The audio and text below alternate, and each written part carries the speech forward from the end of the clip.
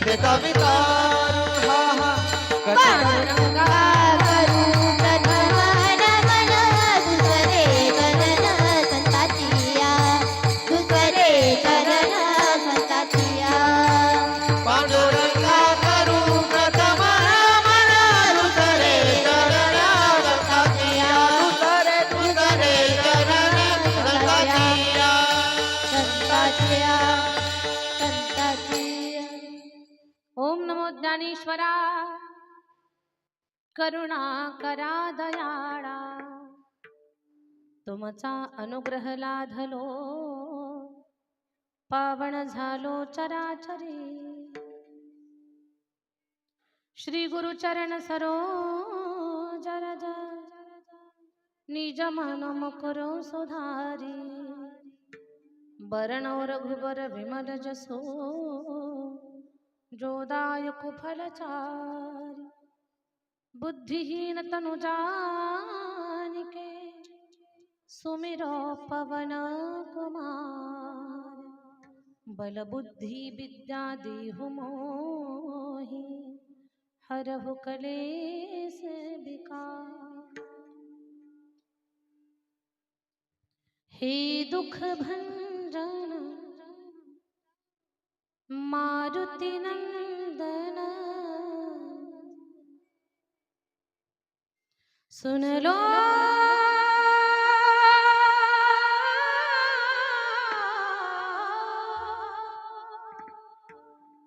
सुन लो मेरी पुकार पवन सुत बिनती बारंबार पवन सुत बिनती बारंबार पवन सुत बिनती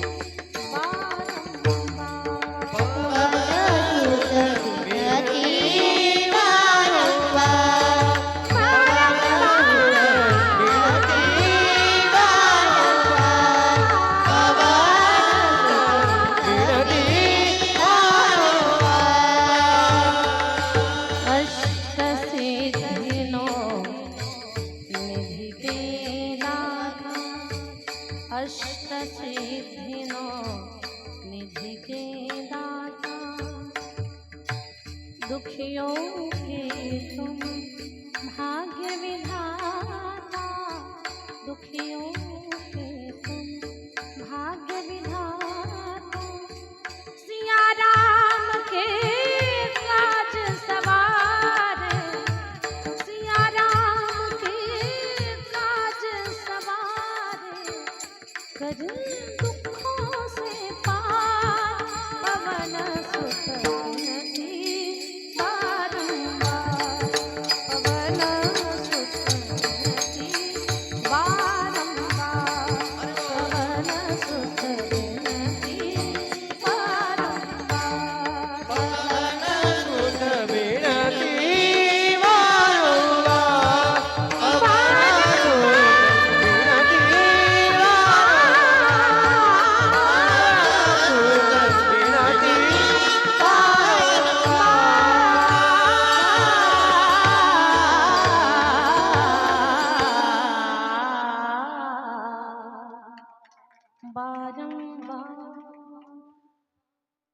जयांची क्रिया स्मरण होय सकळ विद्येचे अधिकरण तेच बंधू श्री चरण श्री गुरूंचे ते नमस्कार आता विठाला विठाला विठाला विठाला विठाला विठाला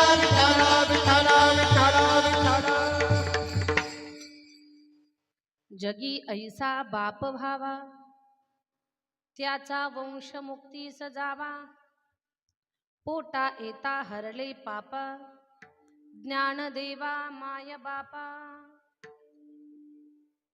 प्रस्तुत कीर्तन रूपी सेवेसाठी निवडलेला अभंग महान भगवत भक्त श्रीमंत संत वैराग्याची महामूर्ती वैराग्याचं ज्वलंत प्रतीक असणारे सदेह वैकुंठाला जाणारे पाचव्या वेदाचे निर्माते विश्ववंद्य जगद्गुरु तुकोबराया तुकोबरायांचा चार चरणाचा जगामध्ये धन्य बाप कोणता? एक आदर्श बापाचं चित्र डोळ्यासमोर उभं करणारा अभंग. आज या प्रसंगी स्वर्गीय तान्हाजी किसन नळे, तान्हाजी बाबांच्या प्रथम पुण्यस्मरणानिमित्तानं त्यांचा पूर्ण नळे परिवार एक कृतज्ञता व्यक्त करण्याकरता श्राद्धादी कर्मकांडांच्या सोबत हरिकीर्तनाचं नियोजन या परिवारानं केलेलं आहे. तान्हाजी बाबांच्या पत्नी इंदुबाई तान्हाजी नळे, मुलगा आबासाहेब तान्हाजी नळे, सुनीता आबासाहेब नळे, मुली गयाबाई भास्कर मापारी, हिराबाई कैशीराम भोरकडे, चंद्रकला सुधाकर वाबळे, नातू संकेत आबासाहेब नळे, अनिकेत आबासाहेब नळे, नात ऋतुजा आबासाहेब नळे, असा हा पूर्ण नळे परिवार, त्यांचे सर्व आप्त इष्ट स्वजन सखे आपल्या स्वर्गीय फार कष्टामध्ये ज्या आपल्या स्वर्गीय पित्याचं जीवन गेलं, त्या वडिलांनी हयातभर जे कष्ट घेतले, जे खडतर जीवन आणि आयुष्य जगले,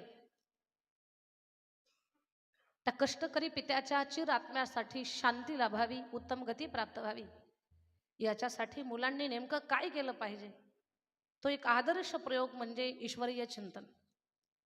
आणि आपण सर्वजण याचे साक्षीदार आहोत. आज या नळे परिवारानं या कीर्तन सोहळ्याचं जे आयोजन केलं, याच्यामध्ये कुठल्याच प्रकारची उणीव नाही.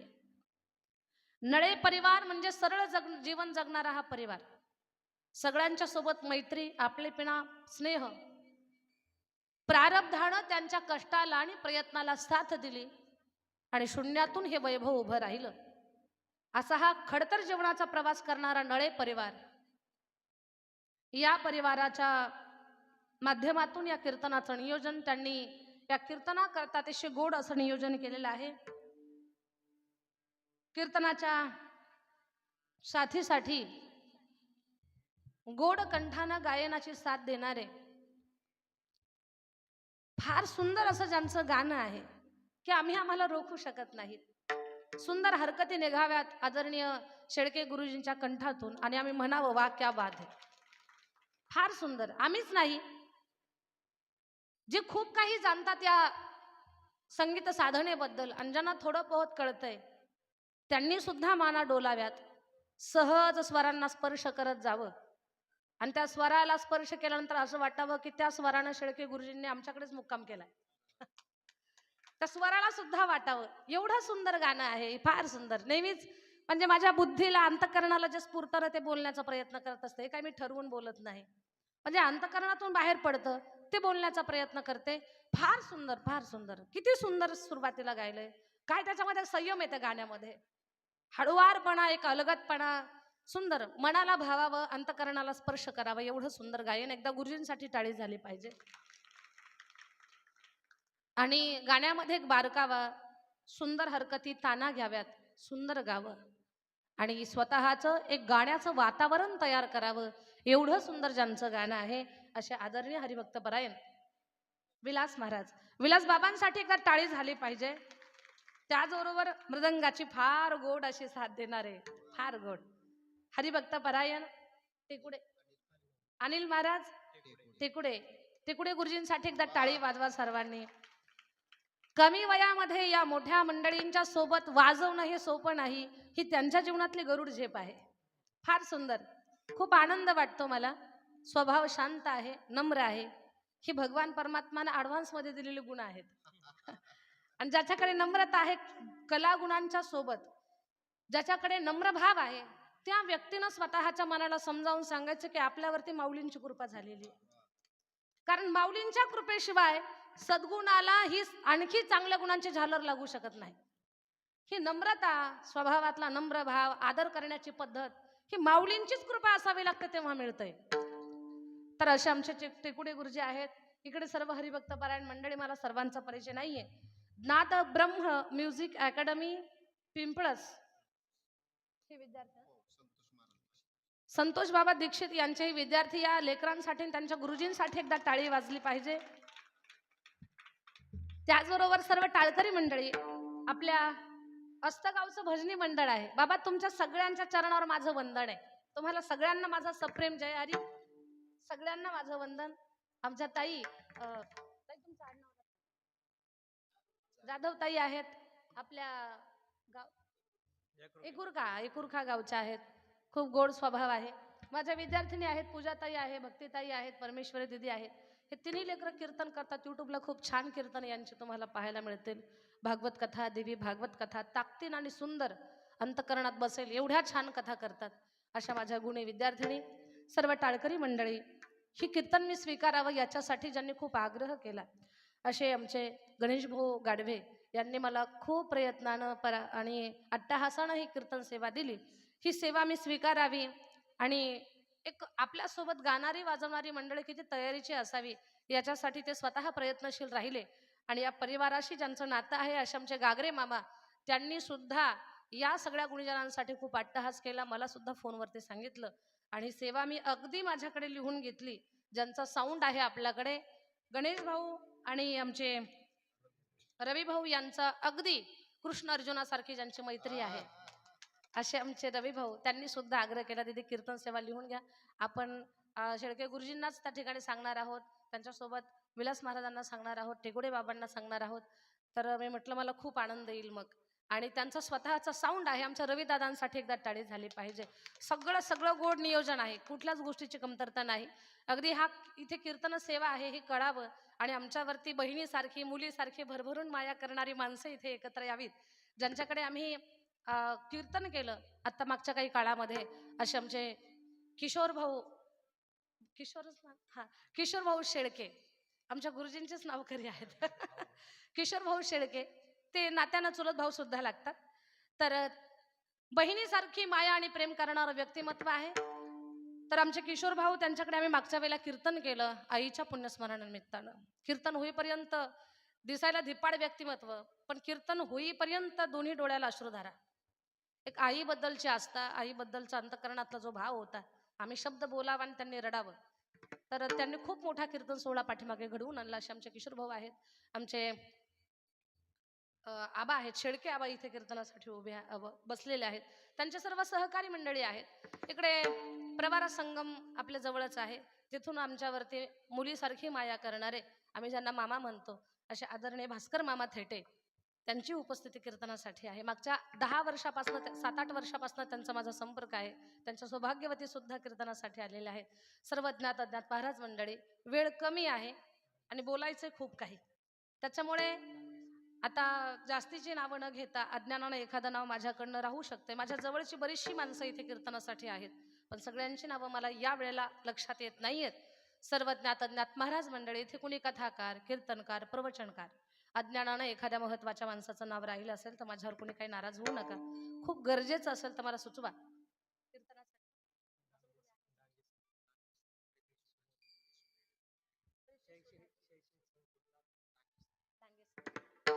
आदरणीय श्रीमान डांगे सरांची उपस्थिती कीर्तनासाठी आहे.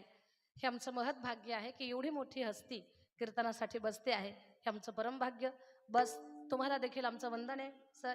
सर्व ज्ञात अज्ञात महाराज मंडळी, सगळ्यांच्या मध्ये परमेश्वराचं चिंतन पाहू. या नळे परिवाराचं प्रेम सांभाळत, स्नेह सांभाळत, मैत्री सांभाळत, नात्या गोत्यांना अगदी सुगंध देत आलेली ही सगळी मंडळी, या सर्वांच्या मध्ये महिला, माता वर्ग, पुरुष वर्ग, अबाल वृद्ध मंडळी, या सगळ्यांच्या मध्ये आपण परमेश्वराचं चिंतन पाहू.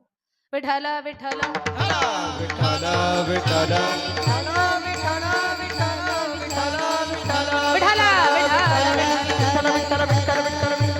या कार्यक्रमाचं शूटिंग करण्यासाठी माऊली नाव सांगा तुमचं.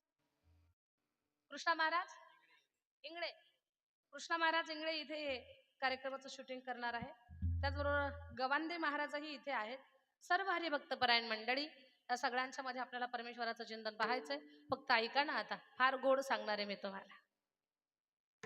पुण्यस्मरण आहे स्वर्गीय तान्हाजी बाबा नळे यांचं.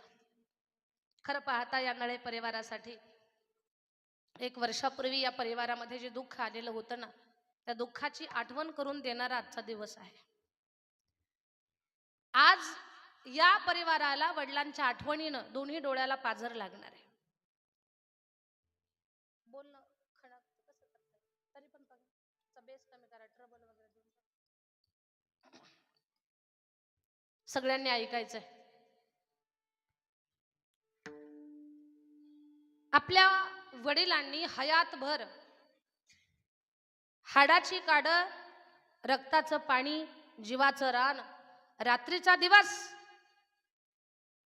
ज्यांना सण कळाला नाही, ज्यांना वार कळाला नाही, संस्कृती जपत जपत आयुष्यभर कष्टाच्या घामाच्या धारा अंगातून वाहतात, पण कधीच संघर्षाला पाठ फिरवली नाही, परिस्थिती समोर हार मानली नाही.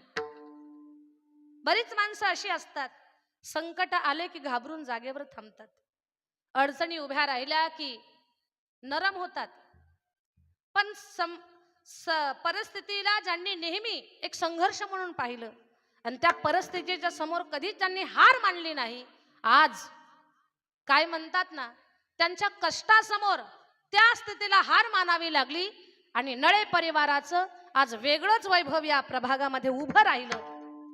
हे एक आदर्श परिवार हा नळे परिवार. कारण आमच्यापेक्षाही तुम्हा सगळ्यांना माहिती आहे तान्हाजी बाबांचं जीवन हे किती कष्टामध्ये गेलेलं आहे. शून्यातून हे सगळं वैभव उभं राहिलंय, पण हे वैभव कधी उभं राहत असतं माझ्या दादांनो, कान देऊ नाही का? बऱ्याच वेळेला माणसं ना देवाला दोष देतात, कधीतरी देवाकडे गाऱ्हाणं करतात, देवा अरे चटणीला शिळी भाकरी टोचून खाण्याचं आमच्याच नशिबी का आमच्या जीवनामध्ये दुःख?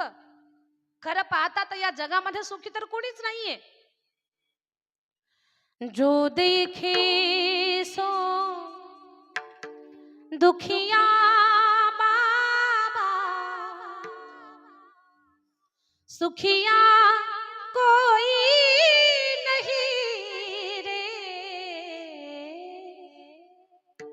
जो देखे सो दुखिया बाबा, सुखिया कोई नहीं रे.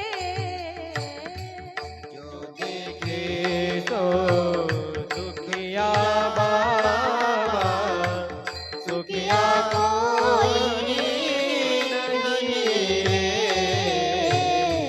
जो देखे सो दुखिया बाबा, सुखिया कोई नहीं रे. राजा दुखिया प्रजा दुखिया, दुखिया घर में रागी, ओ दुखिया घर में रागी. राजा दुखिया प्रजा दुखिया, दुखिया घर में रागी, दुखिया घर में रागी. जो देखे तो दुखिया बाबा, सुखिया कोई नहीं रे. जो देखे तो दुखिया बाबा, दुखिया कोई नहीं रे. जो देखे तो दुखिया बाबा, दुखिया कोई नहीं रे. जो देखे तो दुखिया बाबा, दुखिया कोई नहीं रे.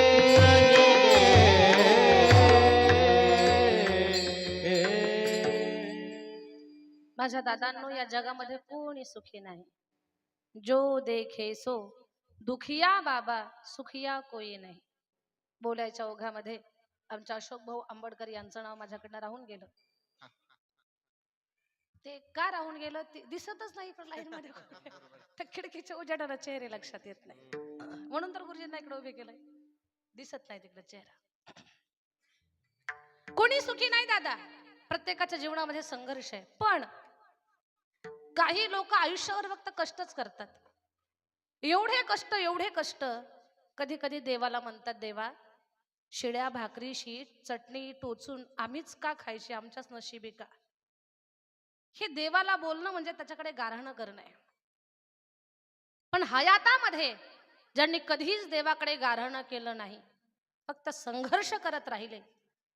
आणि लक्षात घ्या, प्रामाणिकपणे संघर्ष माणसं जी करत राहतात, परिस्थितीशी झुंज देत राहतात ना, तेव्हा परिस्थिती सुद्धा त्यांच्या समोर हात जोडते, हात टेकते आणि मग ती म्हणते, बस परीक्षा पूर्ण झाली, आता लक्ष्मी रूपानं मी तुमची सावली बनून राहणार आहे. तेच घडलं तानाजी बाबांच्या जीवनामध्ये. पूर्ण हयात संघर्षामध्ये गेला, पण प्रामाणिकपणे संघर्ष करत राहिले. कधी रडले नाही, संघर्षाला पाहून, परिस्थितीला पाहून कधी रडले नाही. रडणारी माणसं दुबळी असतात, पण ह्या परिस्थितीची जो परीक्षा देतो ना, बस त्यांना समजावून सांगायचं स्वतःच्या मनाला, ही जेव्हा थांबेल ना, ही जेव्हा हार मानेल ना, तेव्हा माझाच विजय असणार आहे. अशी फार कष्टातून हे उभं राहिलेलं या नळे परिवाराचं वैभव. आणि मग या बाबांच्या सुपुत्रानं ठरवलं की ज्या आपल्या पित्यानं आयुष्यभर कष्ट केले, ज्या पित्याच्या आशीर्वादानं, आईच्या पुण्याईनं हे सगळं समाजामध्ये लौकिक आम्हाला जो प्राप्त झाला, आमच्या प्रारब्धाला, आमच्या प्रयत्नाला जे यश मिळालं, ते बस आई वडिलांचे आशीर्वाद. ते आपले पिता हे जग सोडून गेलेले आहेत. त्या पित्याबद्दल आपण नेमकं काय केलं पाहिजे की ज्या पित्यांचं शरीर, जीवन आयुष्यभर कष्टामध्ये झिजलं, त्या पित्याच्या थकलेल्या शरीराला, त्या आत्म्याला शांतता आणि स्थिरता प्राप्त व्हावी, याच्यासाठी आपण नेमकं काय करावं. थोडंसं या परिवाराला अध्यात्माचं, परमार्थाचं अंग असल्या कारणानं सांप्रदायिक क्षेत्रामध्ये राहून आपण एक कीर्तन करावं. याच्यापेक्षा दुसरा कुठला मार्ग नाहीये माणसाच्या मुक्तीसाठी. म्हणून या स्वर्गीय बाबांचे सुपुत्र आबासाहेबजी नळे यांनी या खारी कीर्तनाचं नियोजन केलं. आणि बस हा जो प्रयत्न आहे, त्यांचा उद्देश एकच आहे की आपल्या वडिलांच्या आत्म्याला शांती लाभावी, आपल्या वडिलांचं जे कष्टामध्ये जीवन गेलेलं आहे त्याचा सार व्हावा. आणि समजावून सांगेन मी तुम्हाला, तान्हाजी बाबांच्या पुण्यस्मरणाला हरी कीर्तन होतंय, याचा अर्थ त्या पुण्यात्म्याबद्दल आज सगळ्यांनी मिळून म्हणावं, देवा याजसाठी केला होता अट्टहास, शेवटचा दिवस गोड भावा, शेवटचा दिवस गोड भावा.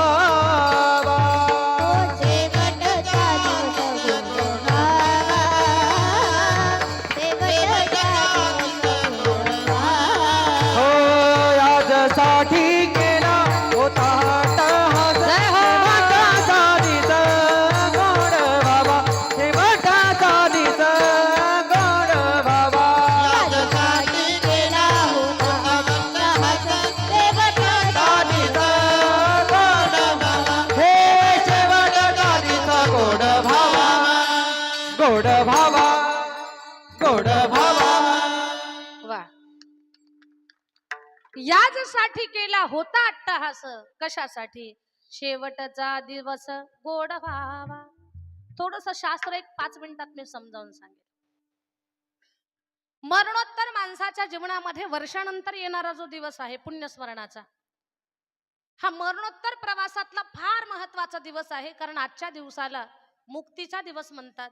आजचा दिवस म्हणजे आत्मामुक्ती दिन, आजचा दिवस म्हणजे उत्तम गतीचा दिवस, आजचा दिवस म्हणजे न्याय निवाड्याचा आणि निकालाचा दिवस. गरुड पुराण या ग्रंथामध्ये काही महत्वाची माहिती सांगितली. काही लोक म्हणतात मरणानंतर कोणी पाहिलंय काय होतंय म्हणून, पण भारतीय लोकांनी हे कधी बोलायचं नाही. का?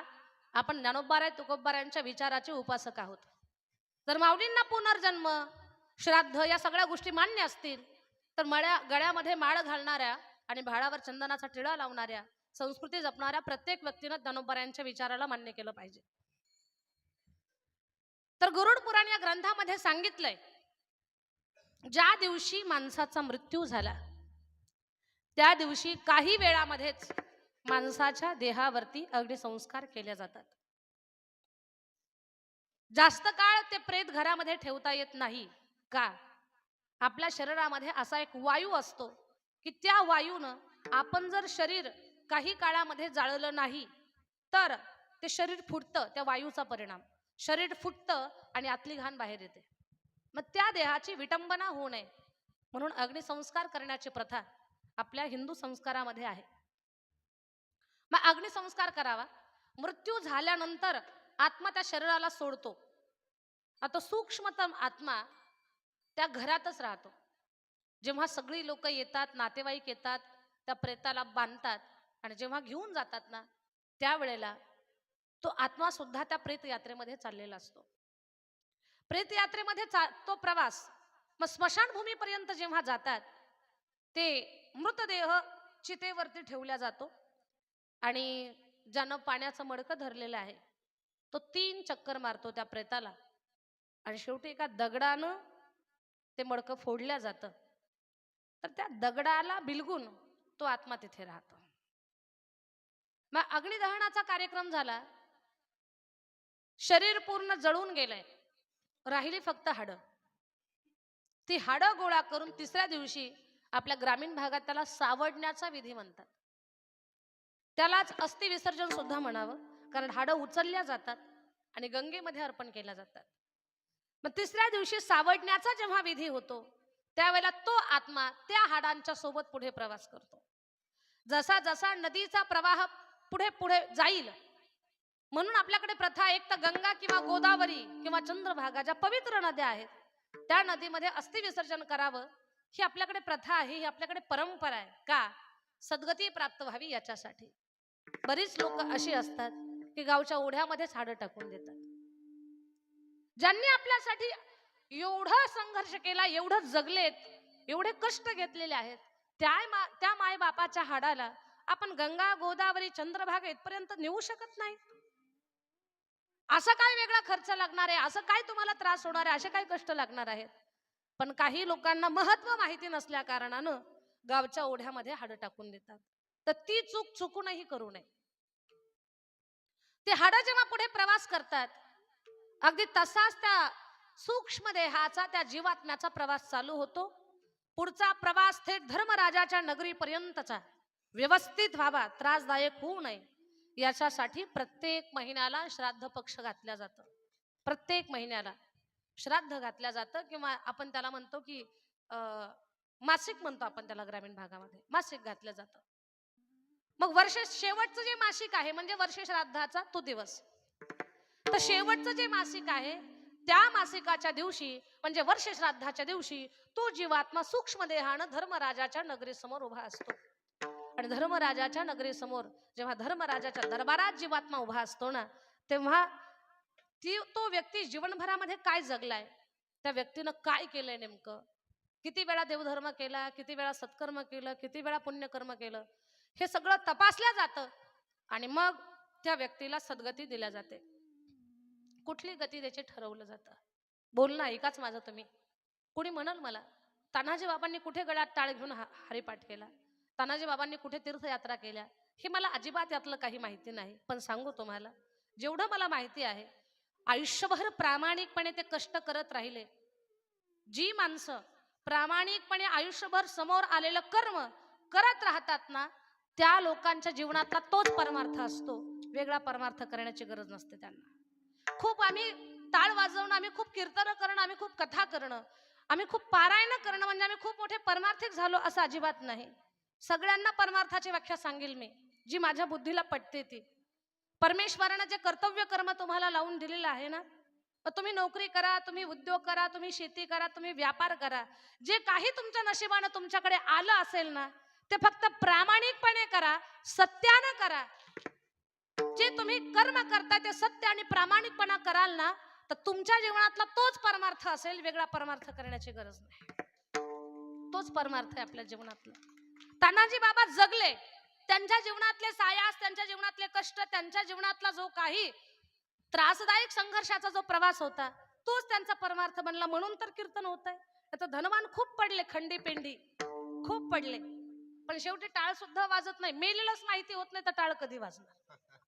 का? मुलं परदेशात, हे गावाकडे मरण पावले. कुत्रे विनाकारण ओरडायला लागले. गावकरी म्हणतात चोर आले वाटतं. कुणालाच कुणाचा तपास नाही. अगदी मांस झडून झडून झडून हाडच राहतात. फोन लागत नाही म्हणून 6 महिन्यानंतर पोरगा फोन करतो. फोनही बाबा उचलत नाही. मग शेजाऱ्यांना सांगितलं जातं कुलूप तोडा. तोडल्यानंतर लक्षात येतं घरात कोणीच नाही. मुलगा पळत येतो. ज्या घरामध्ये आपला बाप होता तो बाप गेला कुठे? खुर्चीवर फक्त सापळा दिसला, दुसरं काहीच दिसलं नाही. काय म्हणायचं या गोष्टीला? खूप श्रीमंत लोक आहेत, पैसे मोजता येणार नाहीत, एवढे धनवान लोक आहेत. पण प्रत्येक धनवानाच्या शेवटी सांगतेला, आयुष्याच्या सांगतेला कीर्तनच होईल असं अजिबात नाही दादा. कीर्तन हे पुण्यवानाच्या पुण्यस्मरणाला होत असतं.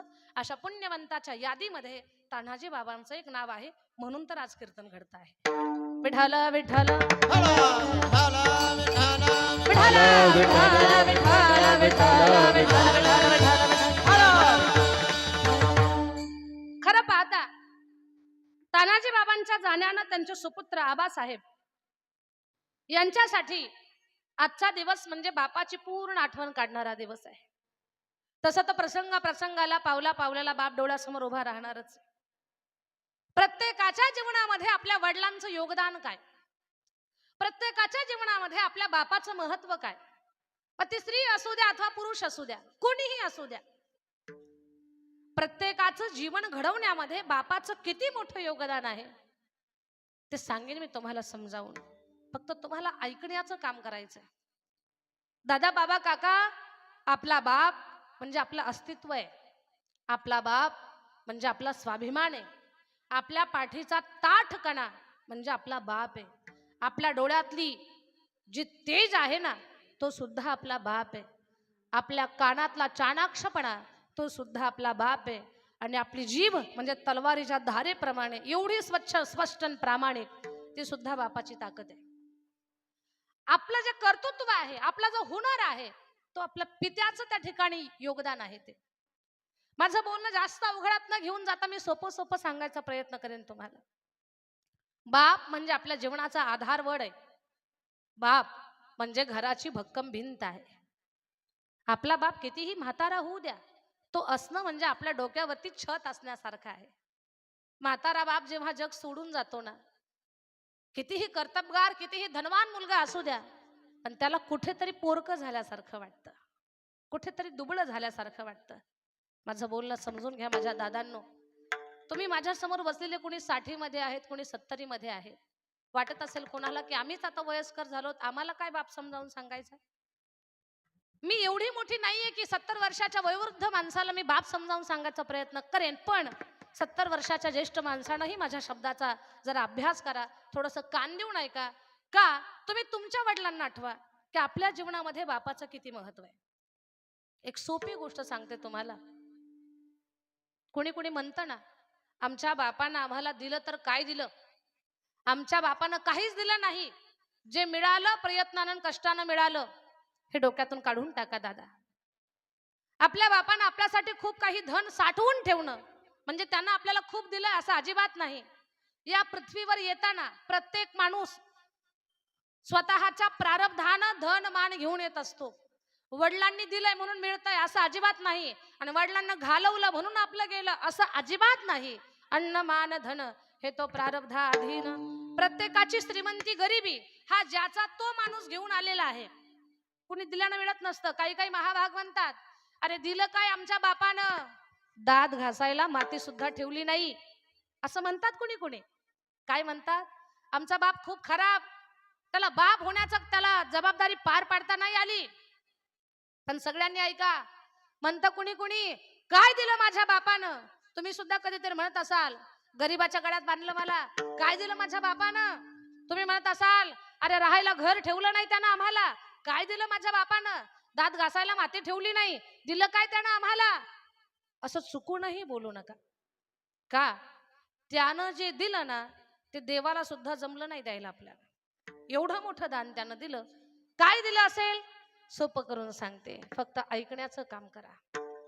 माझ्या दादांनो, लक्ष विचलित न करता माझ्या बोलण्याकडे लक्ष द्या. एक खूप श्रीमंत माणूस आहे. बरं ऐका बरं, एवढा धनवान आहे ना, प्रचंड संपत्ती त्याच्याकडे आहे. मामा, त्याचं नाव पण फार मोठं आहे. ऐका बरं का, त्याला फिरायला गाड्या आहेत, प्रॉपर्टी प्रचंड आहे, पण त्याला त्याच्या नावापुढे त्याच्या बापाचं नावच सांगता येत नाही. मला सांगा, त्याच्या या डामडौलाला काही अर्थ आहे का? प्रचंड धनाला, प्रचंड संपत्तीला काही अर्थ आहे का? नाही. बापाचं नाव सांगता येत नाही, या दुःखापेक्षा दुसरं दुःखच कोणतं मोठं नाही. त्याच्या संपत्तीला महत्व नाही, त्याच्या पदाला महत्व नाही, त्याच्या धनाला किंमत नाही, त्याची सेवा करायला कोण कोण आहे या गोष्टीला काहीच अर्थ नाही. आपल्याकडे मोठं धन नाही, काही हरकत नाही. आपल्याकडे मोठं पद नाही, काहीच हरकत नाही. आपल्याकडे फिरायला गाड्या नाहीयेत, काहीच हरकत नाही. पण समाजामध्ये फिरत असताना, ताठ मानेनं जगत असताना, समाजामध्ये जर तुम्हाला विचारलं तुमचं नाव काय, तर आपल्याला आपल्या नावाच्या पुढे बापाचं नाव सांगता येतंय. हे सगळ्यात मोठं आपल्या जीवनातलं धन आहे. आपल्याला आपल्या बापानं दिलेलं दान आहे. आपण आपल्या पित्याचं नाव सांगू शकतो. त्यानं त्याचं नाव दिलं, ही सगळ्यात मोठी गोष्ट आपल्याला दिली. आणि ऐका ना, पित्यानं आपल्याला नाव दिलं, नाव न लावता येण्याचं दुःख काय असतं, वेशेच्या मुलाला जाऊन विचारायचं. मी बोलत नाही, प्रमाण आहे माझ्याकडे. पंछी पंख बिना, हत्ती दंत बिना, नारी पुरुष बिना, वेशा पुत्र पिता बिनहीना, वैसे प्राणी भजन बिना. घ्यायचंय कुठपर्यंत आपल्याला? वेशा पुत्र पिता बिनहीना, वेशा पुत्र पिता बिनहीना. वडिलाचं नाव सांगता येत नाही, त्याचं दुःख काय असतं वेशीच्या मुलाला विचारा. तो माणूस सोन्याचा घास खातोय, पण तो सुखाचा लागत नाही. 10 लाखाच्या गादीवर झोपतोय, पण झोप येत नाही. गाडीमध्ये बसलाय, पण रस्त्याकडे त्याचं लक्ष नाही. मोठ्या पदावरती आहे, पण त्याचा आनंद त्याला घेता येत नाही. हे दुःख आहे. पण आपण सगळे भाग्यवान आहोत, सामान्य आहोत आपण, पण ताकदीनं आपल्या नावापुढे आपल्या वडिलांचं नाव आपल्याला सांगता येतं. एवढं मोठं दान आपल्या गरीब फाटक्या बापानं आपल्याला दिलंय, तो त्याचा सगळ्यात मोठा उपकार आपल्या जीवनातला आहे. विठ्ठल विठ्ठल विठ्ठल विठ्ठल विठ्ठल विठ्ठल विठ्ठल.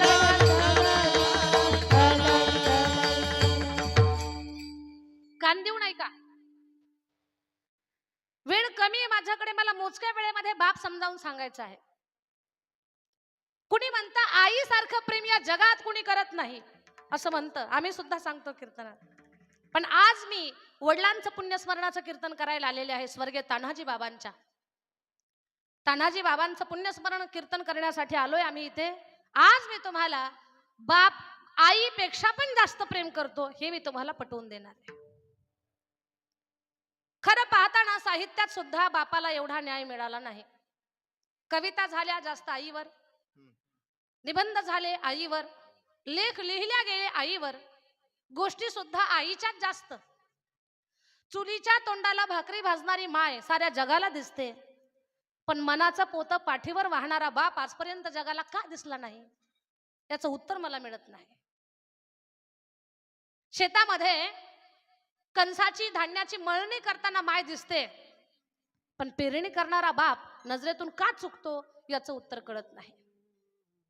साऱ्या जगाला फक्त माय दिसते, बाप का आठवत नाही. साहित्य सुद्धा बापाबद्दल कमीच बोलतंय. मी काही साहित्यकार नाही, पण माझ्या अंतकरणातून जे काही बाहेर पडतंय ना ते तुमच्या समोर मांडते मी सांगेन तुम्हाला, आज जे प्रेम आईला जमलं नाही ना ते प्रेम बापाला करता येतं. एक चारोळी आहे, त्या चारोळीमध्ये सुद्धा बापाचं महत्व सांगण्याचा प्रयत्न केलाय, बापाचं प्रेम सांगण्याचा प्रयत्न केलाय. एक उदाहरण देऊन सांगते मी तुम्हाला. चला थोडस आपल्या धर्मग्रंथांच्याकडे, रामायणाकडे चला. रामायण गोड आहे, फार सुंदर.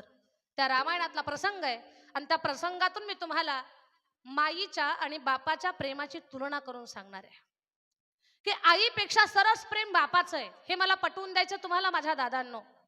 आणि प्रत्येकानं स्वतःचे वडील आठवायचे. माझ्या ताईंनो, तुम्ही तुमच्यातली आई जागी ठेवू नका. तुम्ही कुणाची तरी मुलगी आहात, तुमच्या बापाला डोळ्यासमोर उभं करा. तुम्ही आठवा सगळ्यांनी बाप.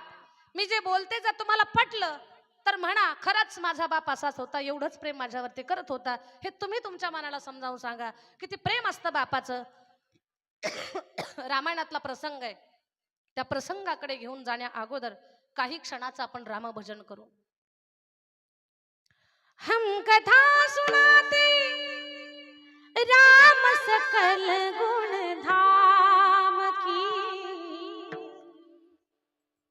हम कथा सुनाते राम सकल गुण धाम की, ए रामायण है पुण्य कथा श्री राम, ए रामायण है पुण्य कथा श्री राम, हे रामायण है पुण्य कथा श्री राम, हे रामायण है पुण्य कथा श्री राम.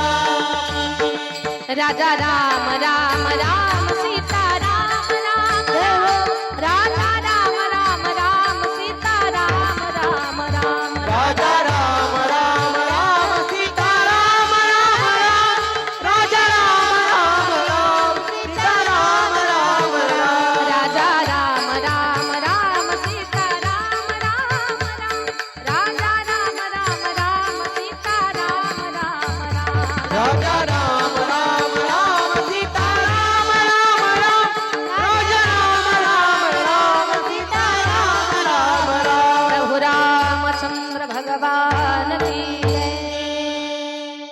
किती आहे बापाचं प्रेम ते पटवून देण्यासाठी रामायणात घेऊन निघाले मी तुम्हाला. चला थोडासा रामायणामध्ये प्रवास करू. जेव्हा राघवेंद्र सरकाराला 14 वर्षाचा वनवास मिळाला, 14 वर्षाच्या वनवासाच्या आज्ञेनं प्रभूजी वनवासाला तर निघाले, पण म्हणतात आईचा आशीर्वाद घेऊन जाऊ. माई कौशल्येकडे आले. कौशल्या माईची पूजा अर्चना चालली होती. साध्या वेशामध्ये राघवेंद्र सरकाराला पाहिलं आणि कौशल्या माई म्हणतात, रामा अजून तुमचं आवरलं नाही, बाबा रागावतील तुमचे, उठा पटकन आवरून घ्या. आई घाई नको ना करू, मला आशीर्वाद दे. का बाळा, माझे आशीर्वाद तर अखंड तुमच्या सोबत आहेत, आज आशीर्वादाची मागणी का करता. राम म्हणतात, मा मला 14 वर्ष पुरेल असा आशीर्वाद दे. बेटा 14 वर्षाची मर्यादा आशीर्वादासाठी का घालता. मा राज आज्ञेनुसार मला अयोध्येची राजगादी नाही, 14 वर्षाचा वनवास मिळाला. 14 वर्षाचा वनवास हा शब्द गरम तेल कानात टाकावं असा पडला. धारदार शस्त्रानं काळजावर जखम करावी असा तो शब्द थेट अंतःकरणाला लागला. टचकन डोळे भरले, अश्रू गालावर ओघळायला लागले, ओठ फडफडायला लागले, कानात मुंग्या आल्यासारख्या झाल्या, अंग कंपायमान झालं. शब्द फुटे ना. बाळा तू माझी चेष्टा तर करत नाही ना. मा लहान असल्यापासून आजपर्यंत मी कधी तुझी चेष्टा आणि कोणाची तरी चेष्टा केल्याचं तुला आठवतंय आई. नाही लेकरा, तो कधी कुणाची चेष्टा केली हे मला आठवत नाही. मग आज मी तुझी चेष्टा कशी करेल. नाही राघवा, मला सोडून तू जायचं नाही वनवासाला. आई आहे माझ्या ताईंनो. जगातल्या कुठल्या आईला वाटतंय नवसा सायासानं जे लेकरू मला मिळालंय त्या लेकराला सहज वनवासाला आपण पाठवावं असं वाटतंय का कुणाला. आणि ते होते राम, सुकुमार, आई वडिलांच्या आज्ञेचं पालन करणारा पुत्र. मर्यादेत राहणारं लेकरू काळजामध्ये असतं, त्या लेकराला कुठली आई वनवासाला पाठवेल. कौशल्य माई म्हणते, नाही राघवा, मी तुझ्याशिवाय जगू शकत नाही. आईचं प्रेम आहे, नाही जगू शकत मी राघवा, मला सोडून जाऊ नको. शतनवसानी येऊनी पोटी सुख विलेस का दुःखासाठी. प्राण मागतो निरोप रडते कासा विसर नको रे जाऊ राम राया राया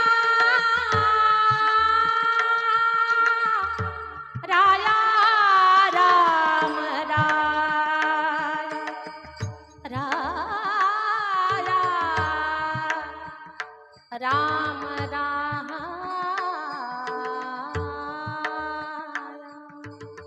राघवा मला सोडून जाऊ नकोस, मी तुझ्याशिवाय जगू शकत नाही. आई मला आडवं लावून तुला रघुकुलाच्या मर्यादेमध्ये बाधक निर्माण करायचा का? आई तू विसरलीस रघुकुल रीती सदा चली आई, प्राण जाय पर वचन न जाई.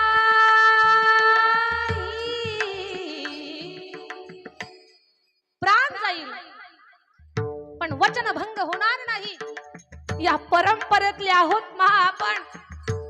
मा ही परंपरा मोडून मला माझ्या वडिलांच्या कार्यकालाला डाग लावायचा नाही मा, नाही. आता तर हे शब्द जर मी किंवा बाबा किंवा काही मा कुणी जरी सांभाळले नाही तर या अयोध्येतल्या एका तरी पात्राला डाग लागणार आहे. मी वनवासाला गेलो तर एक पात्र कलंकित होणार आहे. मी वनवासाला नाही गेलो तर कुणीतरी कलंकित होणार आहे मा. मी जर वनवासाला नाही गेलो तर कौशल्या नावाच्या पात्राला डाग लागेल. पुत्राच्या प्रेमासाठी बाईनं परंपरेला डाग लावला. वनवासाला गेलो तर स्वतःच्या लेकराच्या स्वार्थासाठी सावत्र लेकराला वनवासाला पाठवलं. मा कैकईच्या पात्राला डाग लागणारे मा तू ठरव मा. लेकरा सारं कळतं रे मला. ठीक आहे तुला जायचं ना वनवासाला, एक काम कर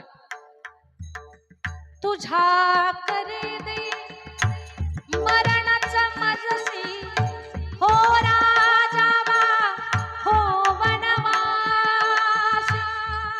मला मरण दे राजा हो नाही तर वनवासी हो. या डोळ्यानं माझ्याकडनं पाहावल्या जाणार नाही राघवा. देहा वाचून फिरेन मग मी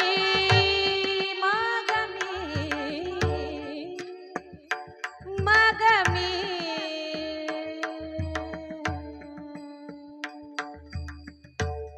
मज में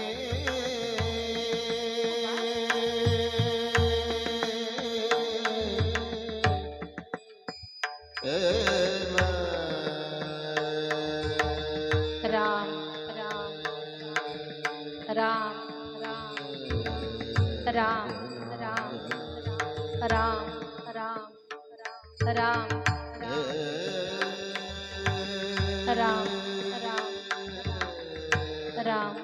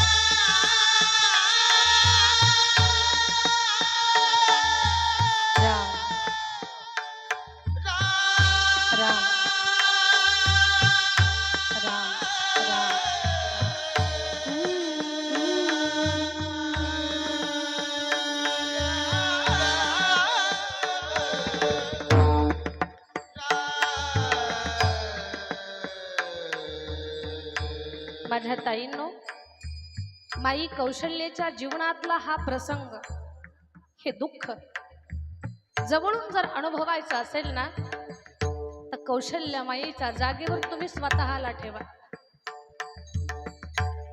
सांगा तुमच्या मनाला चुकून हा प्रसंग तुमच्या समोर उभा राहिला. सवती मत्सरानं तुमचं लेकरू वनवासाला जायची वेळ आली. काय म्हणेल तुमचं मन? तुमच्या लेकराला वनवासाला पाठवताल तुम्ही? सांगा ना मला, तुमचं लेकरू वनवासाला पाठवाल तुम्ही? घरातून शिर्डीला जर लेकरू मोटरसायकलवर पाठवायचं असेल ना, शेजारणीच्या कामासाठी, तर 10 वेळा म्हणता लेकरा जरा जपून जा, काळजी घे, कोणीतरी सोबत घे, एकटा जाऊ नको. एकट्या माझ्या राघवेंद्र सरकाराला, एकट्या रामाला कैकेयीनं वनवासाची आज्ञा केली होती. हे कौशल्याच्या लक्षात येत.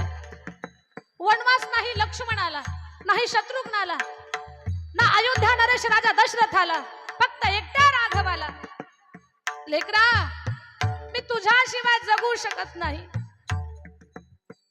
देहावा फिरेन मग मी मागोवा घ्याया, नको रे जाऊ राम राया, नको रे जाऊ राम राया, नको रे जाऊ राम राया, नको रे जाऊ राम राया.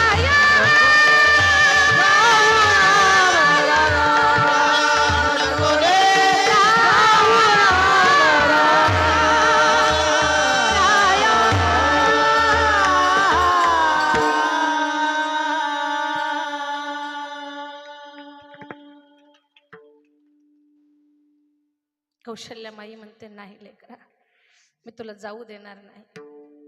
पण परंपरेची जेव्हा आठवण काढली तेव्हा माई दगडाच्या मूर्तीसारखी झाली. ठीक आहे रामा, मी परंपरेला आडवी येणार नाही. शेवटी शांत राहणं स्त्रियांच्याच नशिबी आहे. मनात ही होऊ नये असं खूप वाटतंय, पण शेवटी दगड आपल्यालाच आपल्या काळजावर ठेवावा लागतो. हे पहिल्यापासूनच आहे आपल्या वाट्याला. आपण फक्त शांत राहून सहन करायचं. राम वनवासाला निघाले, राम वनवासाला गेले. वनवास पूर्ण होईपर्यंत पहा, कुणी म्हणाल मला ताई वडील सांगायला निघाला तर आईचंच महत्व गायला लागलं. मी तुम्हाला सांगते, आता आई मांडली ना मी तुमच्या समोर, मला तुम्हाला वडिलांकडे घेऊन जायचंय. राम वनवासाला गेले. कौशल्या माईची अशी अवस्था झाली माझ्या दादांनो. कौशल्या माईनं 14 वर्ष केसांना कंगवा लावला नाही लेकराच्या प्रेमात. कौशल्या माईनं आरशात तोंड पाहिलं नाही. तिच्या जिभेला अन्नाची चव कळाली नाही. रेखा रथ जेव्हा अयोध्येमध्ये आला ना, ही अयोध्या नगराची महाराणी सर्वसामान्यांसारखी रथाकडे पळत निघाली होती आणि रथाच्या घोड्यांना विचारत होती, माझ्या लेकराला कुठं सोडलं? ही आई आहे. 14 वर्ष तिने आरशात तोंड पाहिलं नाही. 14 वर्ष तिने डोक्याला कंगवा लावला नाही, केसांना कंगवा लावला नाही, आरशात तोंड न पाहिलं. तिला सुचत नव्हतं काहीच. एकच म्हणत होती ती, कसा मला टाकून गेला रामा, विना माझा चैन पडे नाही जीवासी आरा, कसा मला टाकून गेला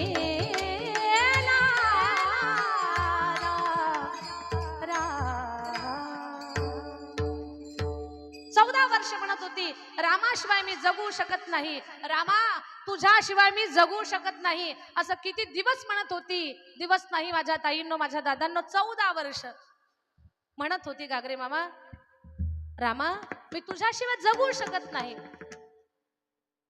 नाही जगू शकत मी राघवा, तुझ्याशिवाय मी जगू शकत नाही, असं 14 वर्ष बोलत होती दादा.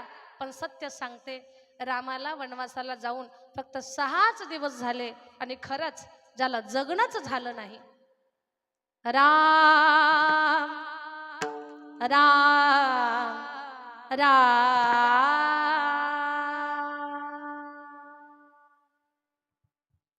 क्षमा करी तू मज कौशल्ये, क्षमा सुमित्रे पुत्र वत्सले, क्षमा प्रजाजन करा चाललो, सुख दुःखाचा दाटला चहूकडे अंधार, दाटला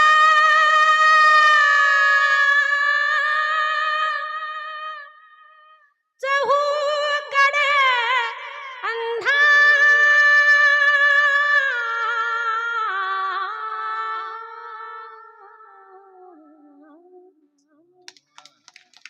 चहूकडे दाटला चहूकडे अंधार. 6च दिवसामध्ये राम राम राम राम. लेकरा, तुझ्याशिवाय हा बाप जगू शकत नाही. जी अयोध्या तुझी आहे त्या अयोध्येत श्वास घेऊ शकत नाही. का? माझ्या या चुकीच्या निर्णयामुळे अनेकांची दमछाक झाली. लेकरा, माझ्या या चुकीच्या निर्णयाने कित्येक लोकांच्या आनंदात विरजन पडलंय. लेकरा, नाही सहन होत मला. रामा, तुझ्याशिवाय जगूच शकत नाही. 6 दिवसामध्ये धडधाकट शरीराचा असा राजा, ज्यानं देवांना विजय प्राप्त करून दिलाय, असा राजा 6 दिवसामध्ये पुत्रयोगात मरण पावला. त्या बापाचं नाव तुम्ही सांगा मला. राजा दशरथ. याला म्हणतात बापाचं प्रेम. आई म्हणत होती मी जगू शकत नाही, 14 वर्ष म्हणत होती, पण खरंच ज्याला जगणंच झालं नाही त्यालाच बाप म्हणतात. हा बाप आहे. विजांचा कडकडाट, ढगांचा गडगडाट, वीज चमकली तरच रस्ता दिसावा. दुथडी नदीला पाणी भरलंय. वृंदावनाच्या पांढऱ्या मातीमध्ये काळ्या रंगाची यमुना सळसळ नागासारखी वाहते.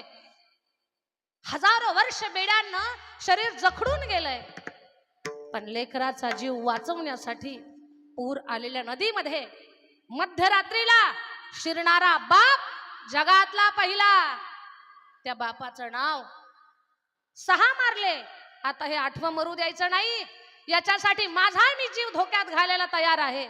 ज्यानं स्वतःचा जीव धोक्यात घातला पण लेकराचा जीव वाचवला, त्या बापाचं नाव सांगा ना मला. वसुदेवजी.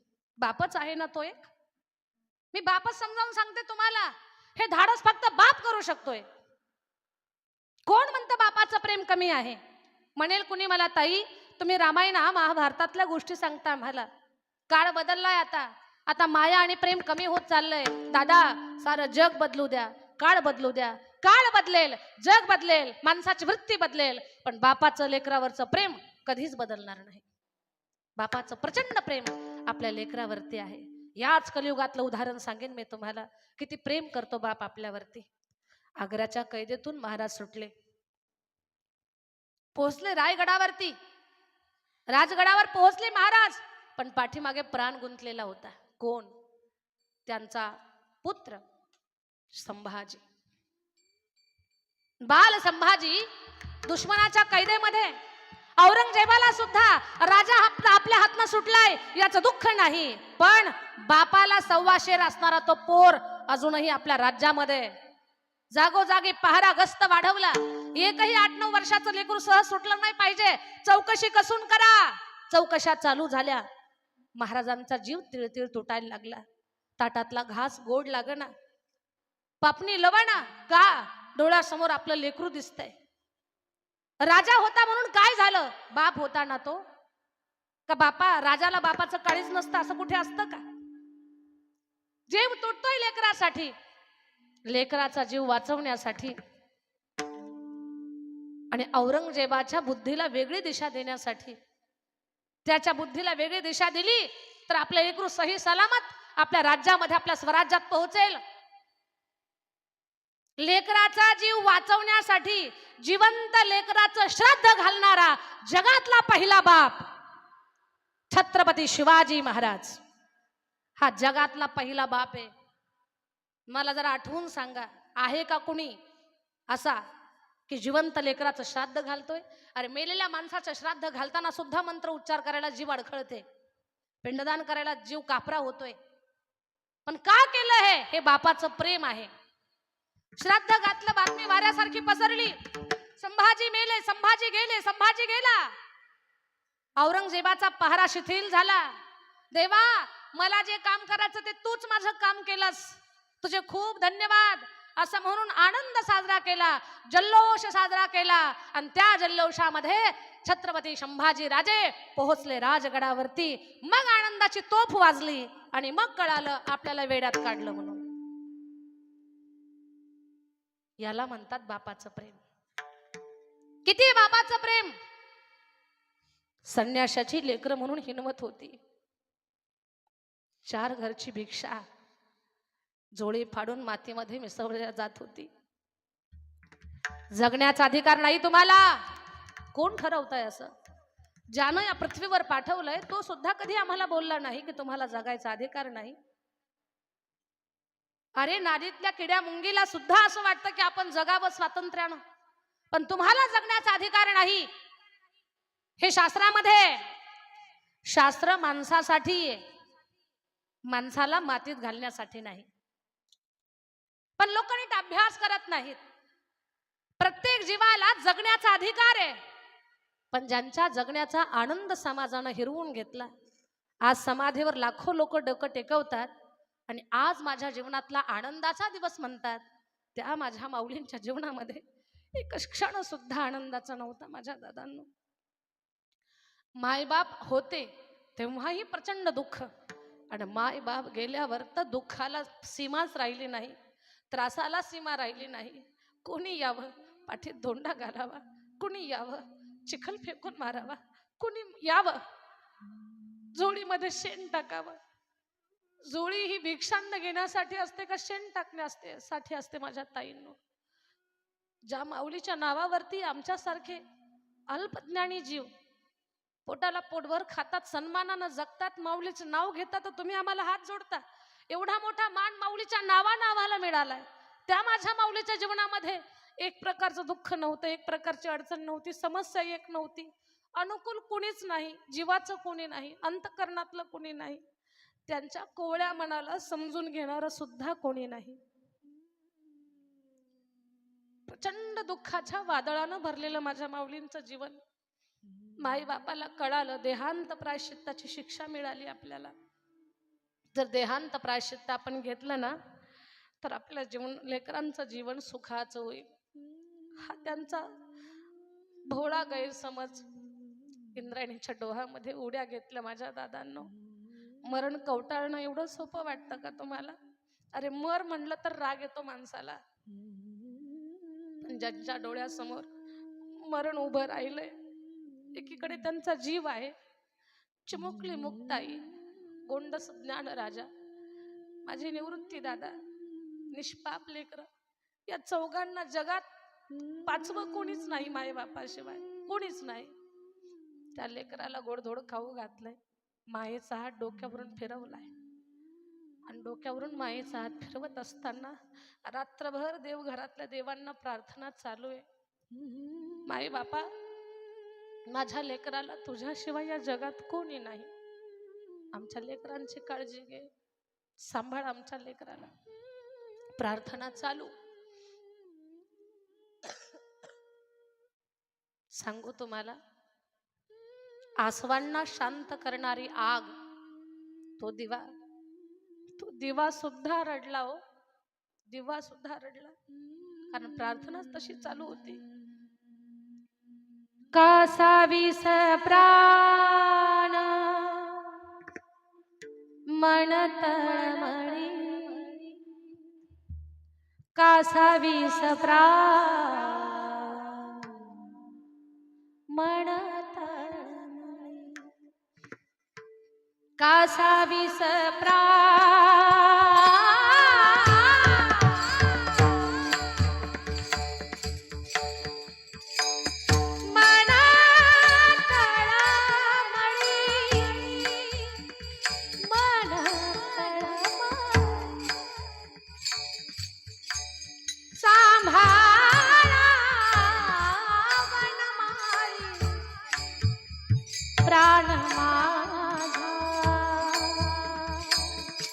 हे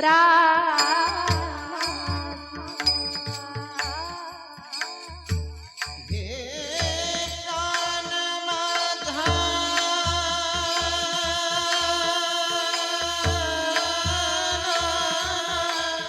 सिद्धेश्वरा माझ्या लेकराला सांभाळ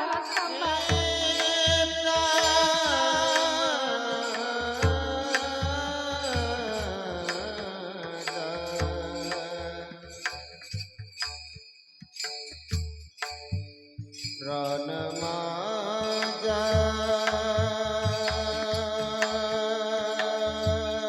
प्राण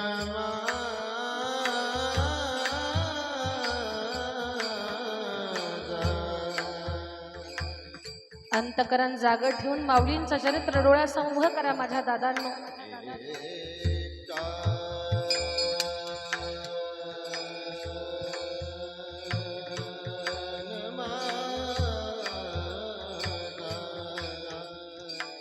कुणी अरे म्हटलं की कारे म्हणतो आपण, पण ज्यांना विरोध करायला सुद्धा बळ नाहीये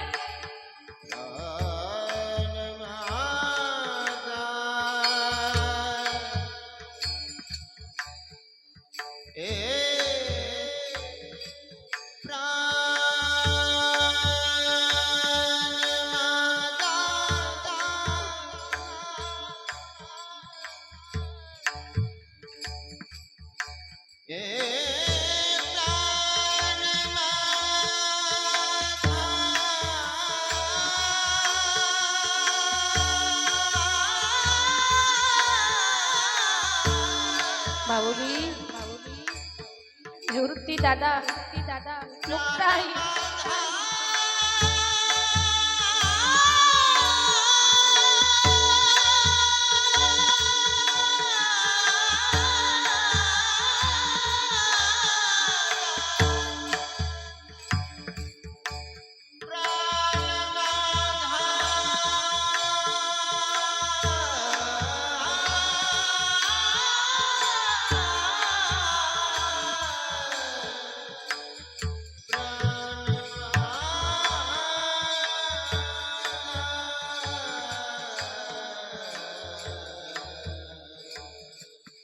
देवघरातल्या देवतांना अर्थ हात सांभाळा माझ्या लेकरांना. आम्ही या जगाचा निरोप घेतो फक्त लेकरासाठी. ज्यांनी देहांत प्रायश्चित्त स्वीकारलं याच कलियुगातली घटना. माय बापांनी आयुष्याची यात्रा संपवली. माय बापाचं प्रेम म्हणतात त्याला कासावी प्राण म्हणत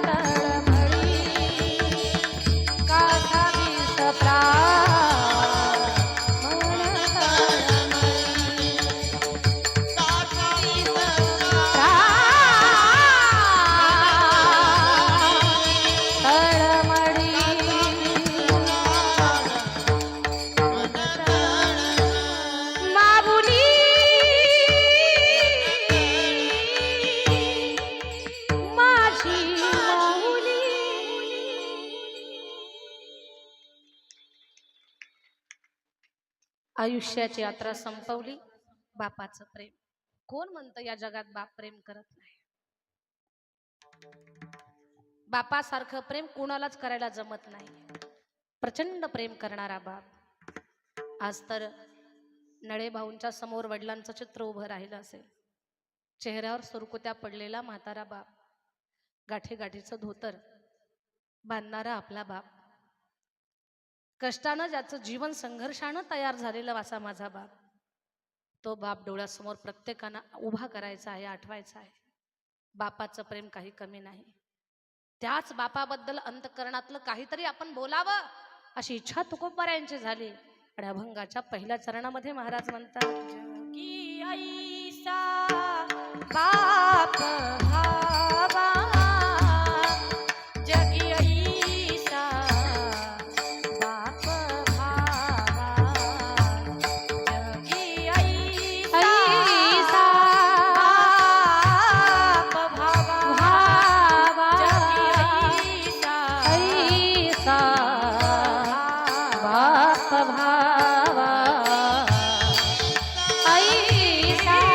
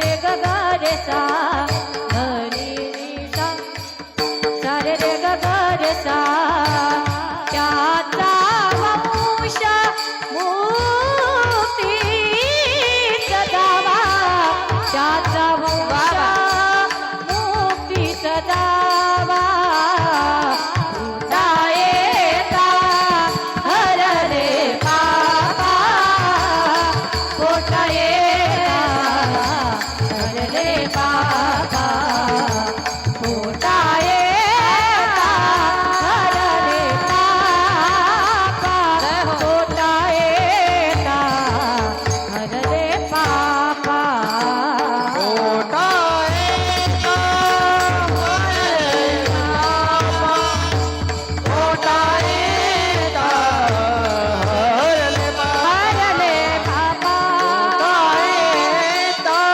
हरे बाबा पोटा येता माया बापा हरे बाबा जगियाचा बाप भावा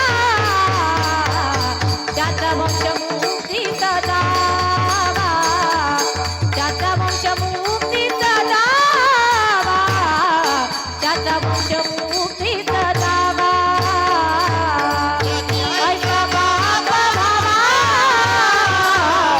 त्याचा वंश मुक्तीचा जावा त्याचा वंश मुक्तीचा जावा त्याचा वंश मुक्तीचा जावा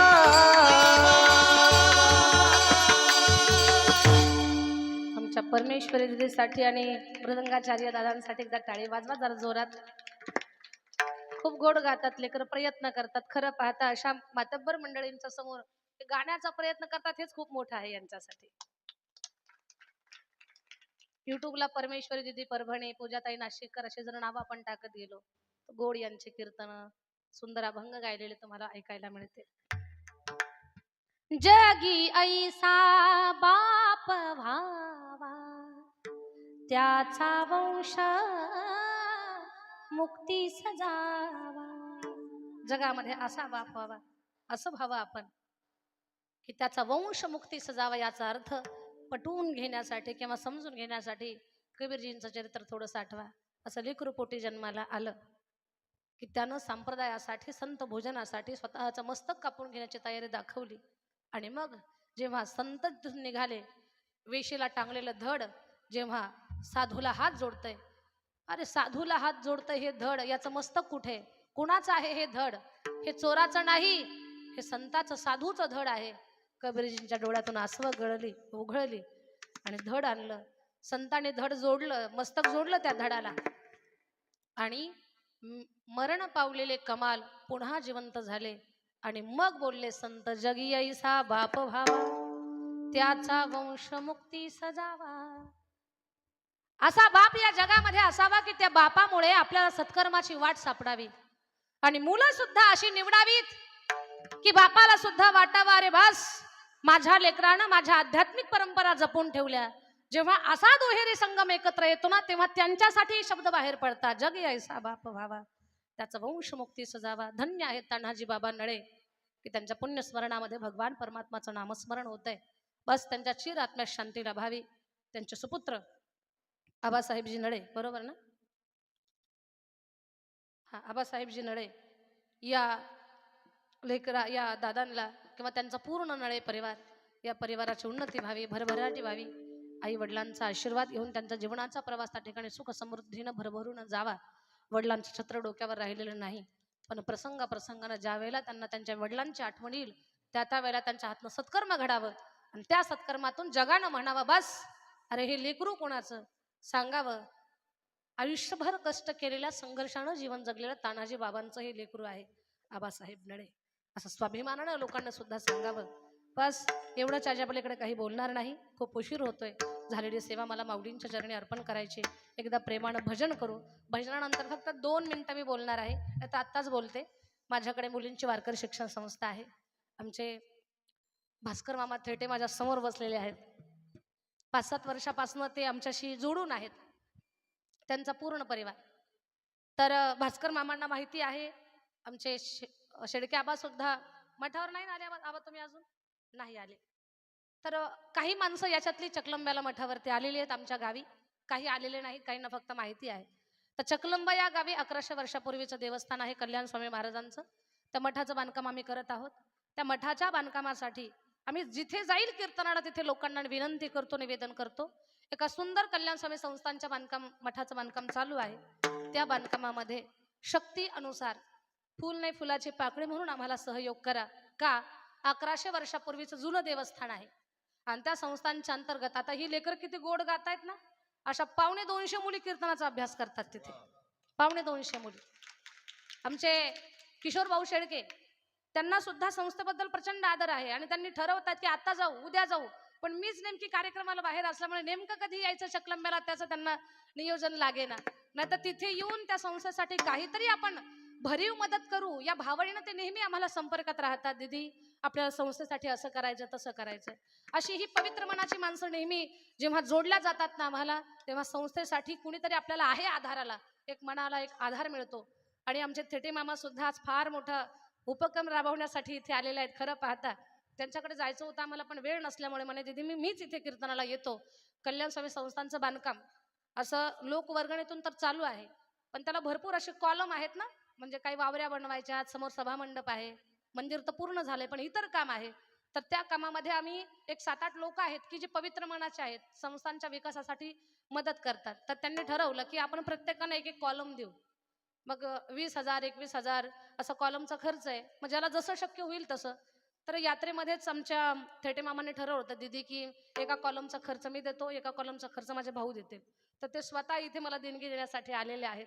तर अशीही माणसं काही आम्ही जोडलेली आहेत.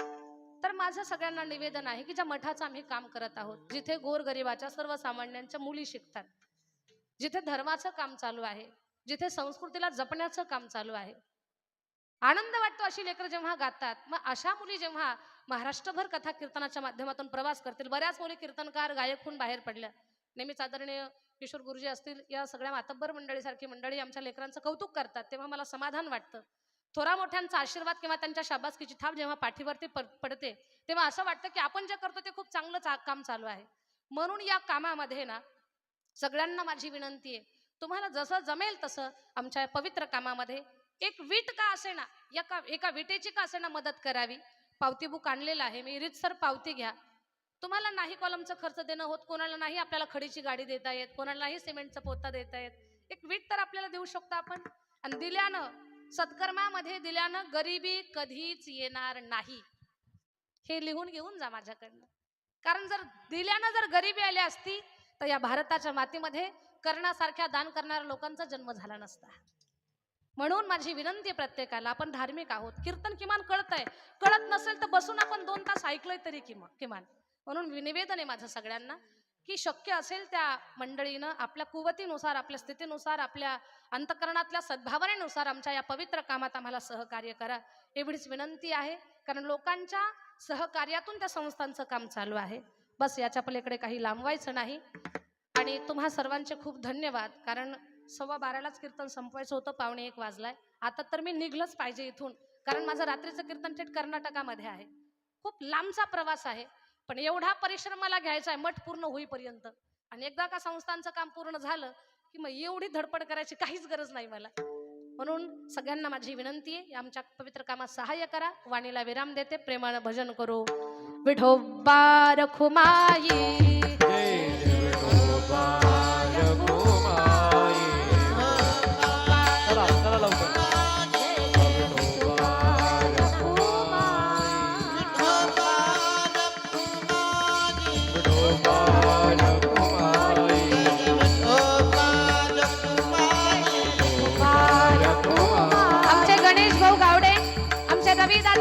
गणेश भाऊ गाडवे, रवी दादा, त्याचबरोबर आमचे गागरे मामा, बाहेर गावावरून आलेली सगळी मंडळी, आमचे शेळके आबा असतील, किशोर भाऊ शेळके असतील, त्यांचे सहकारी असतील, आमचे थेटे मामा असतील, या कार्यक्रमाचे आयोजक पूर्ण नळे परिवार, आदरणीय आमचे किशोर गुरुजी शेळके असतील, आदरणीय आमचे हरिभक्त परायण विलास महाराज असतील, आमचे टेकडे बाबा असतील, या सगळ्यांचे, आमचे हरिभक्त परायण अशोक भाऊ आंबेडकर असतील, या सगळ्यांचे खूप धन्यवाद.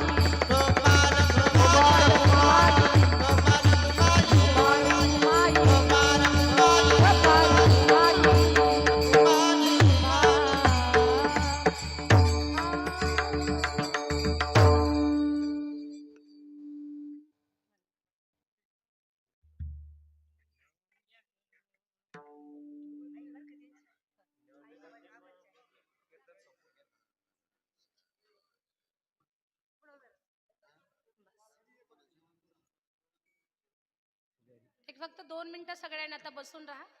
फक्त 2 मिनिटामध्ये ज्ञानदेव तुकाराम होईल. बोलताना एक गोष्ट माझ्याकडनं राहून गेली. 9 मार्च ते 20 मार्च या कालावधीमध्ये आम्ही गंगासागर जगन्नाथपुरी या तीर्थयात्रेचं आयोजन केलेलं आहे. आणि तुम्हाला सांगण्याचं कारण एवढंच की आमच्या प्रवरा संगमचे भास्कर मामा थेटे त्यांच्या भागातून जवळजवळ 10-15-20 लोक आमच्यासोबत यात्रेला दरवर्षी येतात. तर याही वेळेला गंगासागरच्या यात्रेला मामा आहेत. हे तुमच्या जवळचे आहेत. मग तुमच्यापैकी कोणाला जर यात्रेमध्ये आमच्यासोबत यायचं असेल तीर्थयात्रेसाठी, खास करून किशोर भाऊ तुम्हाला सुद्धा सांगेन आबा, तीर्थयात्रेसाठी जगन्नाथपुरीची यात्रा आहे, यायचं असेल तर ही माणसं तुमच्या जवळची आहेत. ही 7 वर्षापासून माझ्या संपर्कात आहेत. तर तुम्ही मला संपर्क करा किंवा त्यांना संपर्क करून आमच्यासोबत यात्रेचा आनंद तुम्ही घेऊ शकता. पुन्हा एकदा सर्व कार्यक्रमाच्या आयोजकांचे खूप धन्यवाद. गणेश भाऊ गाडवे तुमचे तर खूप धन्यवाद. तुमच्यामुळे एका प्रेमळ परिवारामध्ये आम्हाला कीर्तनाचा योग आला. ज्ञानेश्वर माऊली.